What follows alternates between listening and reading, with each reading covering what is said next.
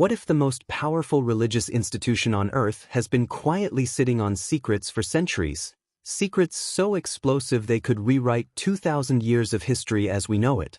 Behind marble walls and golden domes, inside the smallest country in the world, lies a vault that almost no one alive will ever see inside. 50 miles of shelving. The private papers of every single pope stretching back 1,000 years. And a rule so strict, so absolute, that almost nothing inside can be open to the public until 70 years after a pope's death. 70 years. But what exactly is being protected in there, and more importantly, who is it being protected from? Some call it the Vatican Apostolic Archive. For decades, most people simply called it the Secret Archive. And what's locked inside those walls has fueled some of the most persistent, most disturbing conspiracy theories of the modern age. Tonight we're going inside 3 of them. A wartime collaboration so damning that historians still argue about it today. A pope who died after only 33 days in office, and the men who allegedly wanted him dead before he could expose the truth. And a telescope, built and operated by Catholic priests, pointed not just at the heavens in prayer, but into deep space, searching, some claim, for something far stranger than stars. Stay with me, because by the time this is over, you may never look at Vatican City the same way again. Let's start with the darkest chapter of them all, the Second World War. Pope Pius XII sat at the very center of fascist Italy, surrounded on all sides by Mussolini's regime and Hitler's growing shadow, while officially maintaining a position of strict neutrality. Officially neutral. But was he really? Critics have given him a name that's followed him for decades, Hitler's Pope. They accuse him of turning a blind eye to the Holocaust as it unfolded just beyond his doorstep. And here's where the story becomes genuinely uncomfortable. There is documented, verifiable proof that a Vatican-linked bishop named Alois Hudel personally helped Nazi war criminals vanish after the war ended. Not minor officials. Not low-level soldiers. Franz Stangl, the commandant of the Treblinka extermination camp, a man responsible for the deaths of an estimated 850,000 human beings, wrote directly to Hudel begging for help. And he got it. A forged Red Cross passport. A boat ticket out of Europe. A quiet new life waiting in Argentina. This underground network became known as the Ratlin. A system that funneled Nazi officers out of a collapsing Europe, through Rome, and across the ocean to safety. The question that has haunted historians for nearly 80 years is deceptively simple. Did the Vatican, as an institution, know what was happening under its own roof? Was Hudel a rogue actor, driven by his own sympathies and his fear of communism, or was something far larger being orchestrated from within those walls? For generations, the documents that could finally answer this question stayed locked away, untouched, unread. But that is finally beginning to change. In a move that stunned historians worldwide, Pope Francis ordered the wartime archive of Pius XII opened 9 full years ahead of schedule. For the first time, researchers gained access to the complete records of an entire papacy that spanned the worst genocide in modern history. And what they're finding doesn't fit neatly into either narrative. There is evidence the Vatican secretly sheltered Jewish families within its own walls, and at the papal retreat of Castel Gandolfo, hiding them from Nazi roundups happening just outside. There is evidence Pius worked quietly, almost invisibly, against the regime even while saying almost nothing publicly.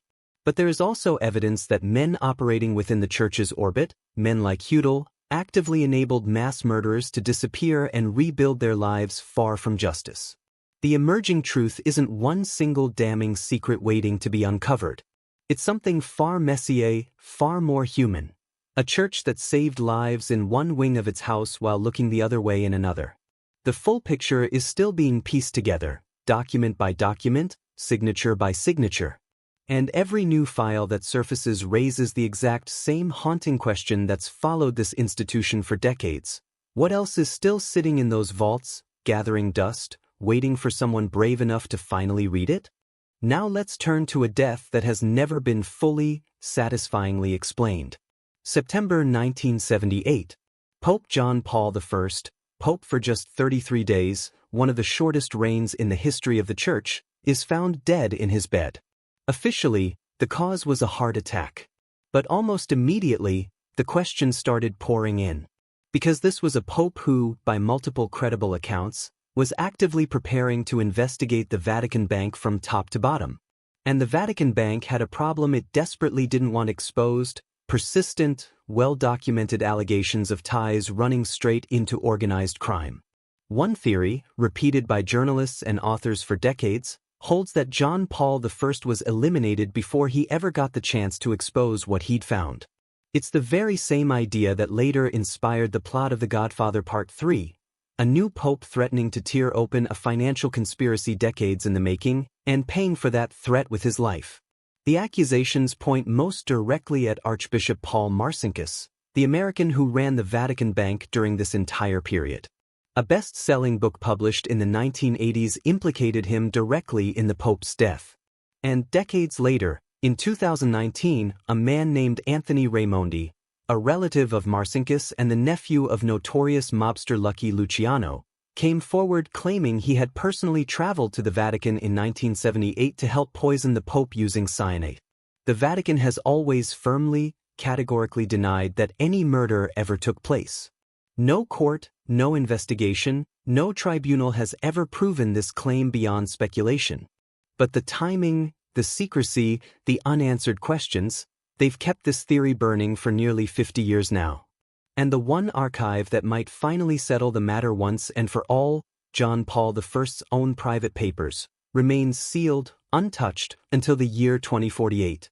4 years after that suspicious, sudden death, another body turns up, and this time, there is no question of natural causes. June 1982. Roberto Calvi, head of Banco Ambrosiano and known across Italy by a chilling nickname, God's Banker, is found hanging beneath Blackfriars Bridge in London. Bricks stuffed deliberately into his pockets. Officially, the case is ruled a suicide. But look closer, and the story begins to fall apart at the seams. There were no scuff marks anywhere on his shoes, despite the climb that scaling the scaffolding would have required. No brick dust whatsoever on his hands, even though he'd supposedly stuffed his own pockets with them. And chillingly, tide records from that exact night suggest a small boat could have easily pulled up directly beneath the bridge, allowing someone to stage the entire hanging from below. Calvi's bank had laundered enormous, almost unimaginable sums of money, a fact later confirmed in open court, much of it allegedly tied to organized crime, with the Vatican Bank itself holding a significant stake in Banco Ambrosiano at the time. Before he died, Calvi reportedly sent a series of increasingly desperate, threatening letters to powerful figures, including Archbishop Marcinkus himself, hinting that he would expose everything if he wasn't bailed out of his collapsing financial empire. Then, within weeks, he turned up dead beneath a bridge in a foreign country. 5 men were eventually tried for his murder in a Rome courtroom. All 5 were acquitted. To this day, no one has ever been convicted. The Vatican Bank later quietly paid out over $200 million to Banco Ambrosiano's furious creditors, officially described as a goodwill gesture, an acknowledgement of what was carefully termed its moral involvement. Not guilt, just involvement. Make of that distinction whatever you will. So who, exactly, wanted Roberto Calvi silenced forever? The list of suspects reads less like a single crime and more like a conspiracy thriller with too many villains to count. The mafia, who he reportedly owed money he had no way of repaying. Vatican officials, terrified of what exposure would mean for the institution's reputation and finances. Even intelligence agencies have been named, because during the height of the Cold War, there are persistent claims that money moved through Banco Ambrosiano to secretly fund anti-communist movements in places like Poland and Nicaragua, allegedly with mafia cooperation, in exchange for political protection at the highest levels. Every powerful interest in Italy seemed to converge on a single man. At the exact moment, he became an unbearable liability to all of them simultaneously. The investigation that followed has been described, even by journalists who covered it closely for years, as inefficient at best, and at worst, deliberately stalled by people who had everything to lose if the truth ever surfaced. To this day, more than 4 decades later, no one has been held formally responsible for Calvi's death. And the records that might finally explain why, internal Vatican Bank communications from that exact era, remain almost entirely out of public reach, buried somewhere in an institution that has never been known for transparency. And then, finally, there's perhaps the strangest secret of all. Hidden away in the remote mountains of Arizona, far from the marble and gold of Rome, sits a state-of-the-art, Vatican-owned observatory, nicknamed, almost too perfectly for fiction, Lucifer.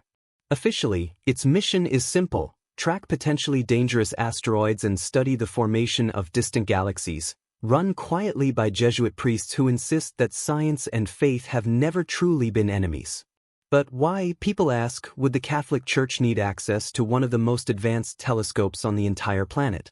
Some believe the real purpose runs far deeper than astronomy, that the Vatican is quietly preparing itself for the eventual discovery of extraterrestrial life, and a small number have gone even further, suggesting church officials are scanning the heavens for signs of a second coming that might not look human at all. The observatory's own astronomers firmly deny any such hidden agenda exists, and it's worth being clear, there is no actual evidence supporting the alien contact theory.